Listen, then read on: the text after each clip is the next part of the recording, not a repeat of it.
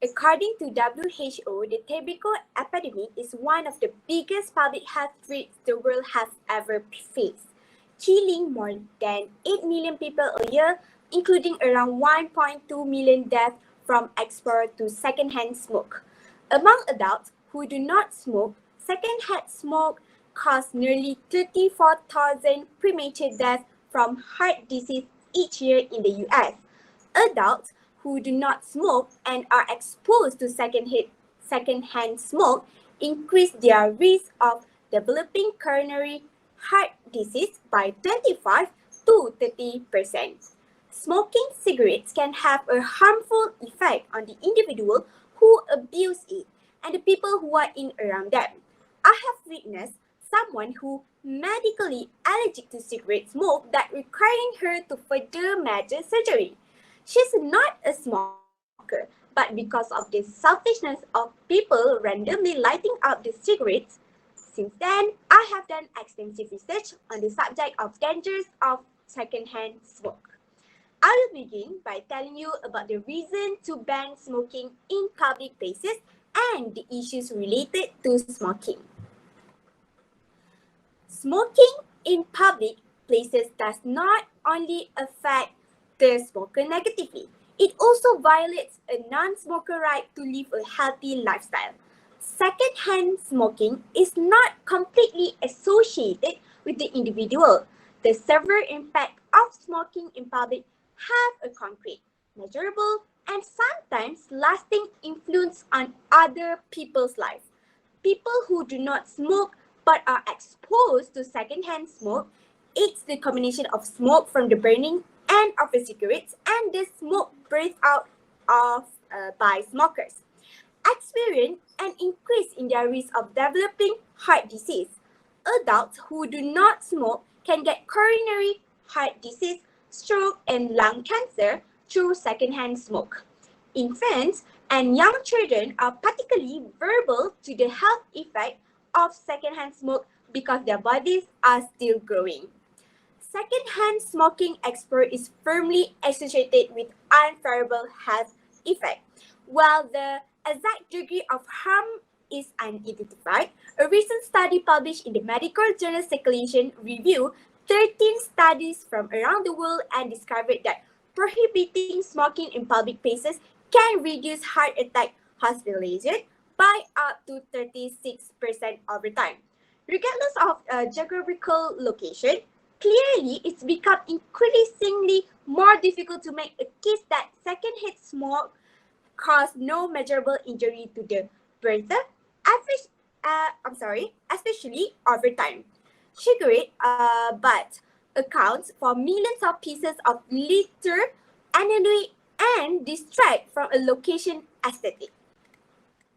If smokers would dispose of their waste properly when they are in public places, this might not be an issue. But the fact of the matter is that they don't. The evidence is there, littering attractive building and the surrounding landscape with cigarette butts. A smoking ban would reduce litter. Although not a primary argument in the support of a public smoking ban, it's still a credible one. The aftertaste of still cigarette, many patrons at bars, restaurants, and other business that allow smoking find the odor of cigarettes to be unpleasant and irritating. Cigarette smoke tends to linger on people's clothes, hair, and takes longer to fade even after the offending party has left. Clothes worn to a smoky bar may still smell like smoke days later. Comprehensive smoke-free laws and policies can also help people quit smoking and can help keep young people from starting to smoke. These laws and policies must be applied equitably to ensure all people have a fair and just opportunity to breathe smoke-free air and be as healthy as possible. The smokers should realize that such ban also protect their family members, particularly their kids, from the harmful effect of secondhand smoke. The policymakers should introduce a smoking control regulation that bans smoking in indoor public places, workplace, and public transportation. The drive should also forbid the use of electronic cigarettes in public places where smoking is banned, thus reflecting the changing landscape of smoking and the need to protect the public from all forms of tobacco, not just cigarettes. We can see that public smoking restriction can have an impact on public health. Let me explain at how this regulation can benefit the public. So, restriction on smoking in public places may contribute to achieving several important benefits. The ban may help smokers quit their bad habit, making it inconvenient, even impossible for them to maintain. Little children will not be at risk of touching possibly contagious remains of cigarettes. Children are more prone to suffering from its effect. Even breathing in drifting tobacco for a short period can be fatal. Many people have certain respiratory conditions like asthma and the effect that tobacco fumes can have on their health is severe. By now, you should already know why the public smoking ban is important to our country. What I can conclude here, smoking can affect not only your health, but it can give a worse impact on people around us. The public smoking is a very hard step to be undertaken, especially when it's come to how to implement it in our country. You can be a hero if you choose to stop smoking. You can save your family and community. Smoking damages practically every organ of the body, producing various ailments and lowering smokers' overall health. Quitting smoking offers both immediate and long-term advantage, lowering the risk of smoking-related illness and boosting overall health. If you smoke, keep in mind that the smoke you release affects others around you. You might be making your family sick. If you are unable to stop, try strategies to decrease your children's exposure to secondhand smoke, such as smoking slightly outside. I think that's all from me. Thank you for listening. Look at this picture. It's so stressful to face for a vacation, and unlike cars, there's no traffic to deal with. On a train, you get to see countryside you often wouldn't see if you were driving the highway or flying thousands of miles in the air. So, why should we choose train travel in order to save the environment? Driving takes a hell of a long time. You can sometimes drive for hours and still not reach your destination. You can reach every part of the world with a car, and to put it another way, trains that use less energy per person are roughly 3 times more efficient than cars. Trains can also outperform cars in terms of capacity. A normal train line can transport 50,000 passengers per hour, but a highway lane can only transport 2,500 passengers per hour. With all that traffic, especially around rush hour, you can sit on a train and fly past. Because your hands are not gripping the steering wheel, you may read, work, play on your next trip, put on makeup, or even sleep on the train. While train travel, train travel can be slower than flying, especially over larger distances, this is not always the problem. Despite this epidemic, trains continue to run without any delays or stop. For example, in United States of America, the train began non-stop between Washington and New York City on September 23, 2019. This reduces the travel time between the two cities to 2 hours and 35 minutes, which is far faster than a trip when you consider the ride to and from the airport as compared to hopping on off the train directly in the midst of city, as well as security checkpoint wait. Planes can achieve far higher absolute speed by airport security, weather delays, taxiing to and from the runway, and the other factors must all be considered. Flying is not always faster in the end, and it is sometimes far more stressful. Train has substantially lower external costs than other modes of transportation. Now, You may say to yourself, what is the problem? Why do travel with train is so much better? And why train can prevent the pollution in the environment?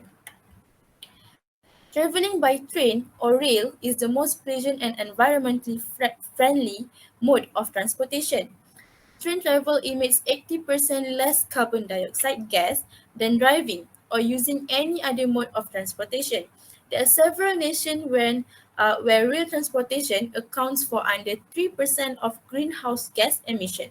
There are also several causes why traveling by train is environmentally friendly. There is a primary cause such as noise pollution from automobile driving. Noise pollution is a natural environmental disaster caused by a range of sources, the most prominent of which is the motor vehicle transportation system in urban areas. Many problems are being caused by noise pollution, including hypertension, excessive stress level, and sleep disruption, and other negative consequences. It can also have a negative impact on people's mental health.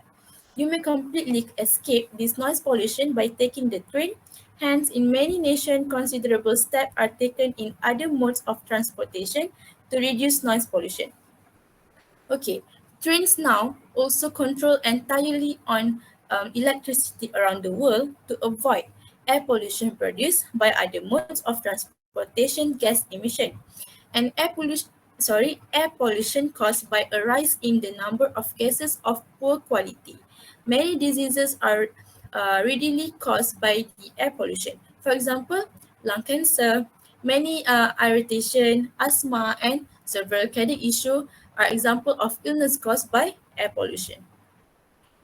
Okay, traveling by train may save a significant amount of money and it is less expensive than other modes of transportation, which can then be used to conserve the environment. Train travel can also save your money on gas emission per kilometer. Not only that, but it also save your full cost and you just have to pay for round trip train tickets. Furthermore, it is less expensive than an airline ticket, and you do not need to book it beforehand to receive a discount price offer. Traveling by plane is more convenient and faster than traveling by train, but the expensive or your transportation extension is higher. Not only that, but you also have to deal with aircraft delays, security checks, and other issues. Now that you know the benefit of traveling by train in order to save the environment and what problems occur when you use other modes of transportation, the question is, what benefits should government provide in order to influence people to begin traveling by train in order to encourage more people to save the environment? There are several things that the government can do to encourage people to take the train when traveling. Firstly, the government may improve the customer experience by using the following strategies. In today's world, any type of service must have a strong web presence, and this is vital since individuals frequently utilize the internet to obtain whatever information they desire. Customers should not only be able to order tickets online, but they should also be able to have them delivered to their destiny. So, by create an app that allows customer to quickly receive the ticket and being accessible is important, and those in the rail industry should have app to stay connected to customer. The app should include true information about different roads and rates, as well as access to train timetables so that customer can plan a trip knowing exactly how much it will cost and how much travel time would be necessary. Customer would benefit greatly from such app since they would be able to access anything from their phones, and travelers at the railway station can be directed just by using the app's maps. Okay, furthermore, government should make it easier for travelers with specific requirement to travel. Travelers should have access to amenities while sitting. For example, the availability of ample power socket would be a big help for customers who want to charge their phone or laptop while on the go. Okay, another strategy to persuade people to travel by rail, aside from improving train customer service, First of all, the government should create loyalty program. Customers who often travel should be entitled for discount or prices. And rail services may use a point system that entitle passengers to various benefits based on the frequency of the journey. Okay, passenger also with a specific requirement should be accommodated. Facilitate a person with a disability and pregnant woman with specialty given seats and easy access to entrance and exit doors, as well as restroom arrangement and elevator access that just can be used by them. It will be much more beneficial if mobility existing were available to assist these people on board. So, what happens if you decide to take the train? What will happen? Now, let me tell you what will happen if travel by train and benefit you will receive. Perks of using the train is flexibility to do anything you want, and travelers are not required to wear seatbelt and are free to walk up and down the length of the train while it is moving, read a book, nap, and speak the fellow passengers. So, looking at the benefit of using the train should motivate us to make a conscious effort in order to protect the environment. As a conclusion, train travel is the most environmentally friendly mode of transportation, and they also provide convenience for individuals traveling, and we will have a clean environment to live in, as well as a healthy existence because there will be no pollution around us. And to attain this goal, we must enhance environmental awareness and promote train travel. Start using train travel now, and the rising number of motor vehicles on the road has the potential to destroy the ecosystem. And if you refuse to act from now on, you are also destroying your own future. So I think that's all from me. Thank you for listening. Okay, road safety is one of public health concern and problem in Malaysia. According to Malaysia Royal Police PDRM, reported more than 6,000 people killed in road accidents annually. In 2007, 6,282 of fatalities were recorded. Of this figure, motorcyclists considers 50% that contribute as major victims.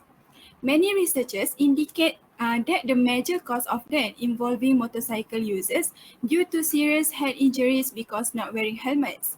I have to believe that many of you will agree with me when we see pictures and videos of horrific accidents going viral on social media where blood is pouring out due to severe head injuries due to not wearing a helmet.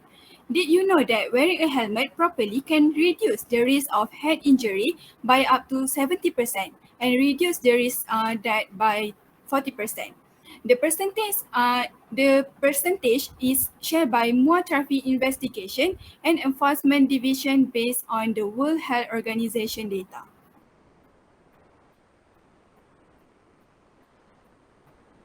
Next. So today, I am Nurin binti Muhammad RAJI, would like to persuade my audience to always wearing helmet when riding a motorbike for your own safety. It is because you can protect yourself from accidents that are actually preventable. Next. Okay, are you guys wondering what are the top reasons why motorcycle riders avoid to wearing helmet when riding? Here there are 3 reasons why they don't want to wear a helmet. Okay, firstly, helmets can be inconvenient to carry and wear. Most motorcycle riders like to feel freedom, especially during a ride that is supposed to help them feel liberated, and so find that helmets can be cumbersome to carry around and wear. Many riders find helmets to be bulky and thus avoid carrying one when possible. Secondly, helmets can make you feel sweaty and claustrophobic. Many motorcycle riders feel that wearing a helmet for a prolonged ride can make their head feel sweaty, especially if the weather conditions are humid and hot. Many riders that suffer from issues of feeling claustrophobic don't like wearing helmets because of the close feeling it gives them on their face. Last one is, riders are afraid to lose their hair. It might sound bizarre, but many motorcycle riders are actually worried about losing their hair. It's not about the helmet, but wearing it for longer duration can cause hygiene concerns stemming from bacteria and sweat such as dandruff and alopecia. leading to gradual hair loss. Next.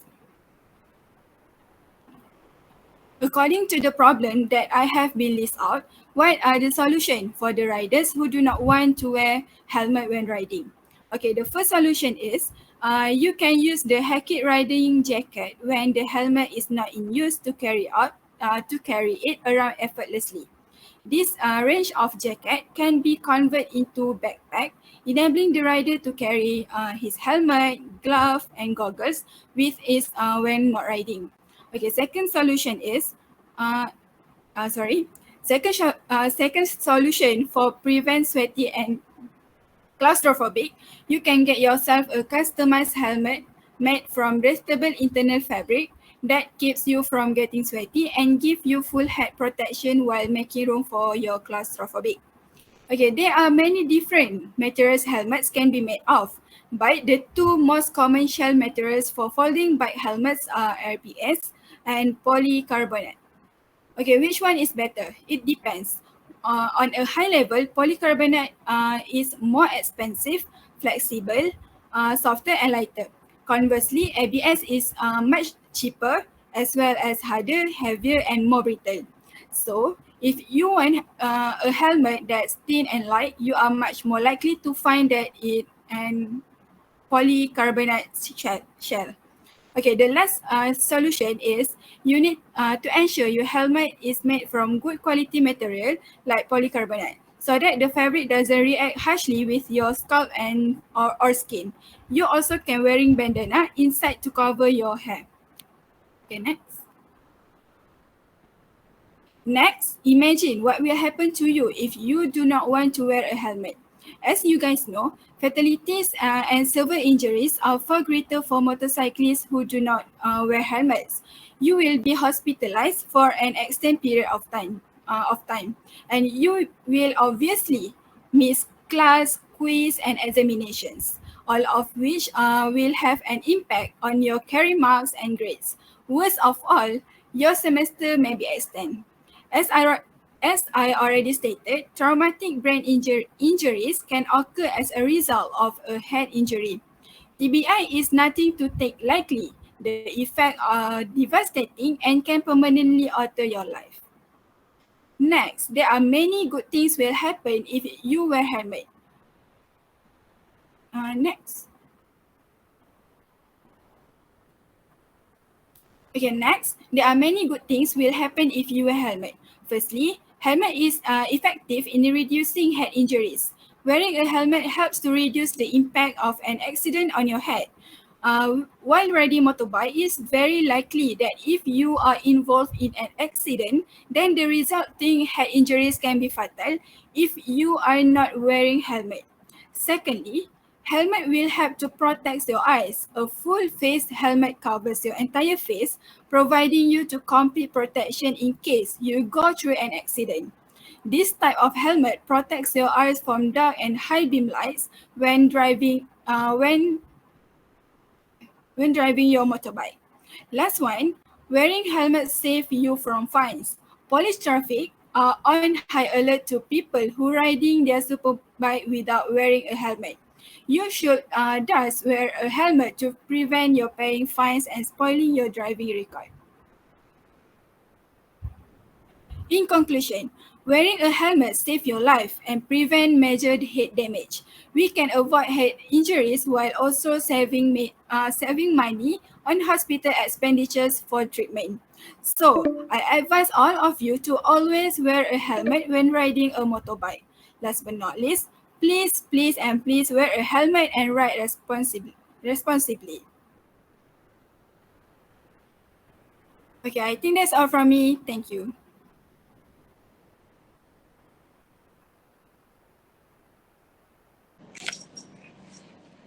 Okay, according to statistics, up to 2.3% of individuals in Malaysia, including students aged 16 and above, suffer from mental health issues. And in 2022, Malaysia's Ministry of Health (KKM) received more than 120,000 calls about mental health issues. Due to this, I have done some research on the effects of the pandemic on students' mental health and well-being. There are several students which is from Texas University have participated in the interview survey that have been conducted.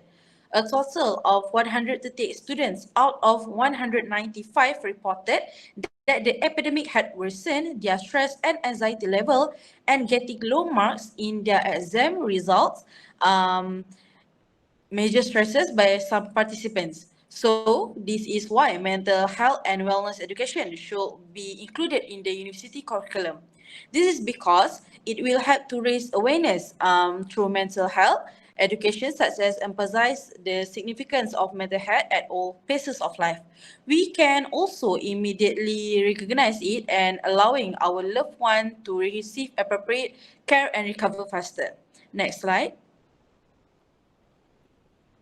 Okay, today I am NURSABRINA ANUAR, would like to persuade my audience to address mental health when studying because the inclusion of mental health in curriculum in university, of mental health curriculum university courses is not burdensome in terms of learning. So we need a more engaging technique so that the information intends to transmit and well comprehension. Okay, next slide. But before that, you may think that what is the problem that students with mental health face? There are three main areas that will affect students that mental health face problem. Firstly, in terms of physiological, it is a situation that causes a student tend to get or worsen their physical disease. For example, heart disease and high blood pressure that will lead to headache and muscle pain. Secondly, in terms of students' behavior, work performance such as assignment and group project may decrease, absent from physical and online classes, act aggressive and irritably, have difficulty in making decisions and solving problems. There are two types of behavior, which is externalizing behavior, which refers to activities that are directed outward into the social environment, and this behavior are commonly encountered in universities such as aggression, where it is a physical action that causes physical harm towards other students and lecturer, difficult temperament where students consistently defy university restrictions and behave impulsively, where it is a sudden aggressive outburst by students. Next, behavior is internalizing behavior, which refers to behavior directed inward directed inward toward the individual, and this behavior often go unnoticed due to their subtle nature, such as anxiety-related disorders, which are defined as situations that are not life-threatening. Okay, next slide. According to the problem that I have been listed out, so what are the solutions for students with mental health problems? The answer is students need to take care of their physical health. It is because physical and mental health are positively connected. For example, healthy eating. Good diet will not only help students feel better physically, but it will also enhance mood, lessen anxiety and tension. And if students do not get enough of specific nutrients, it may lead to various mental problems. For example, students who suffer with depression may due to low levels of vitamin B12. Next solution is staying positive because it is important to attempt to keep a good attitude. Students need to balance their positive and negative emotions. This is because we need to always stay positive so that we're able to overcome from a difficult situation such as sadness and anger toward others. For example, we do not want to keep thinking about anything negative that happened since it will make us hold grudge towards someone and make things worse. Students also need to take break from an unpleasant information. We do not believe to any gossip, get into agreements, or make harsh comparison to others' life. Okay, next solution. Next slide. Sorry. So imagine if students do not want to include mental health course in their curriculum, and what will happen to the students if they reject mental health course? First, it will affect that the student may face it worsening their mental health problem. This is because mental health disorder do not resolve by themselves. The longer a person goes without knowing how to treat a problem, the longer it will take to recover, which might cause a panic attack, and failure to handle trauma could result in post-traumatic stress disorder. Next is instability in students' daily life. It might impair your ability to concentrate on your studies and communicate with people. It might also be triggered by poor exam results, which will generate excessive stress. It will make a person depressed until there is no desire to engage in any activity or associate with others. Also, the potential of suicide is the worst outcome if a student is unconcerned about mental health issues around their friends. Suicide is the most common kind of suicide caused by untreated mental health issues. It is because a person believes there is no other way to overcome the problems that they are experiencing and decides to end their suffering by committing suicide. Moreover, untreated mental illness is believed to be cause of 81% of suicide cases in Malaysia in 2021. Okay, next slide. Okay, as a conclusion, mental health is something that can be treated if recognized in early stages. To attain this goal, we must enhance our awareness to the importance of mental health and the inclusion of it as a curriculum course. And you, as a student, need to accept mental health education in the curriculum now, since you may be the one of those who are affected by it. I think that will be all from me. Thank you.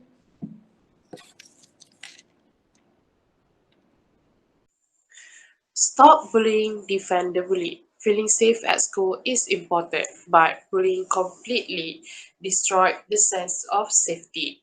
According to the Health Direct July 2022, bullying is a repetitive and intentionally of word or acts against a person or a group with the intent to hurt them physically, emotionally, and socially.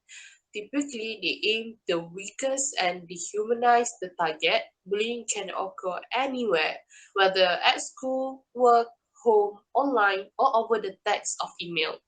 Bullying can take many various forms, but it is always leave the victim feeling distress and hurts. No matter your age, bullying can have an impact into your mental health, anxiety, and sadness. People who are experiencing workplace bullying are more likely to struggle with depression and consider suicide. However, we often forget to consider the effect of bullying on the bullies. Next.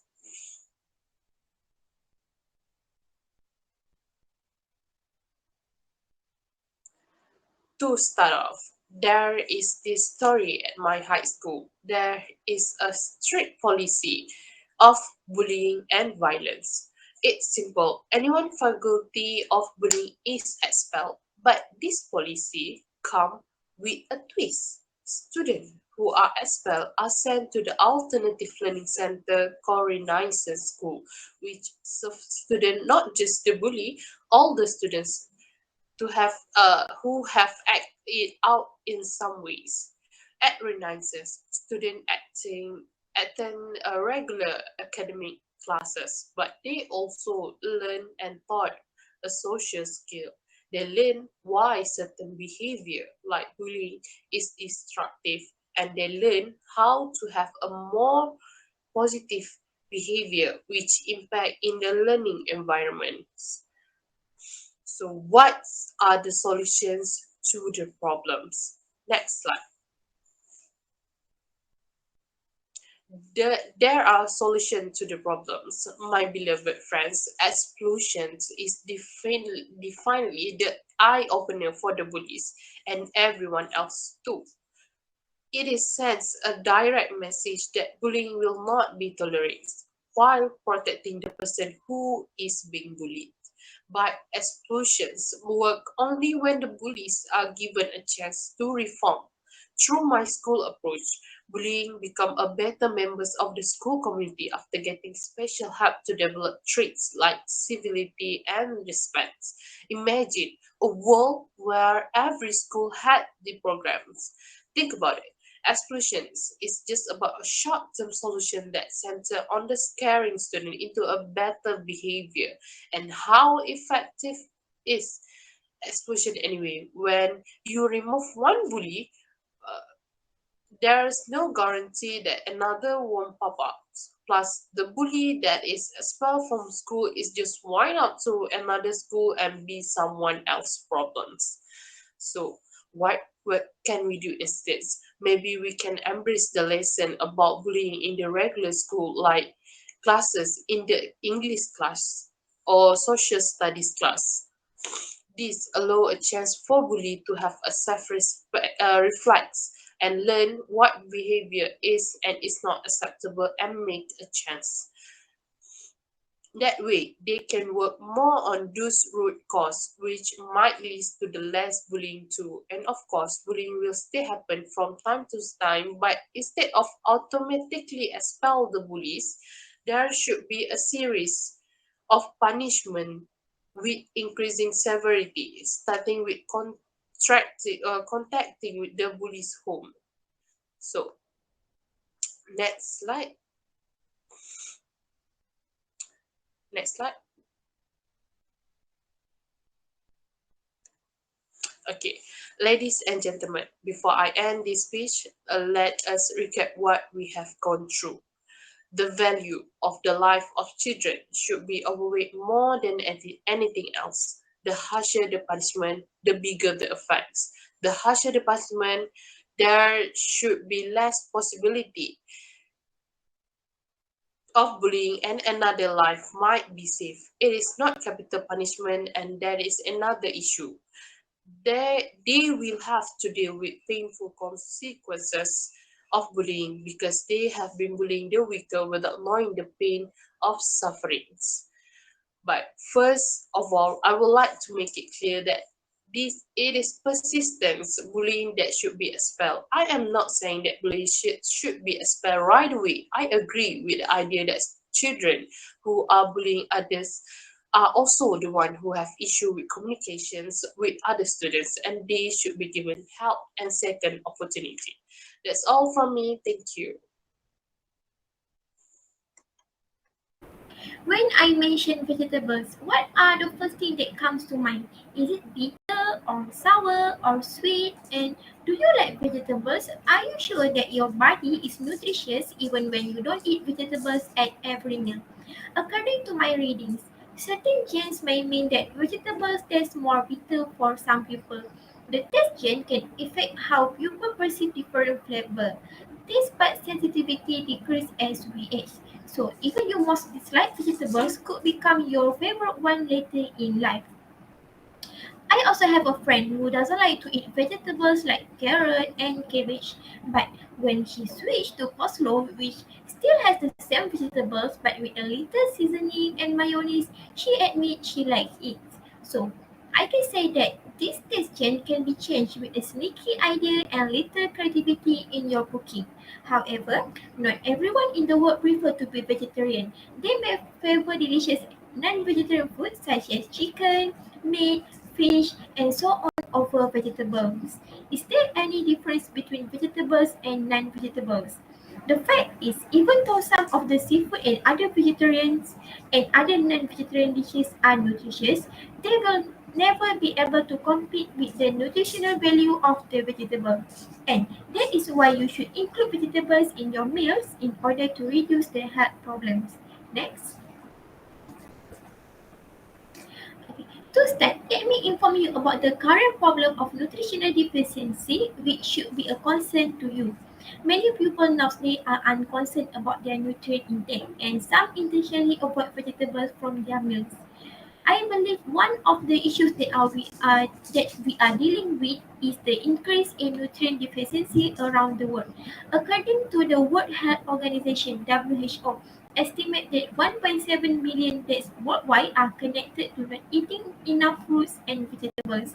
On 21 April 2022, Report Blue released a statement stating that nutritionists claim that 95% of Malaysian adults don't eat enough vegetables. Nearly all Malaysian adults do not eat the recommended amount of vegetable required daily. Next. Okay, deficiencies are very widespread even in the developing countries, including Malaysia. Vitamin A was one of the leading nutrient deficiency in developing countries. In Malaysia, Nutraceutical Work state that in vitamin A deficiency, around 53% of primary school children in rural Malaysia found to be malnourished. WHO has classified vitamin A deficiency as a public health problem, a leading cause of preventable childhood blindness and increasing the risk of death from common childhood illness.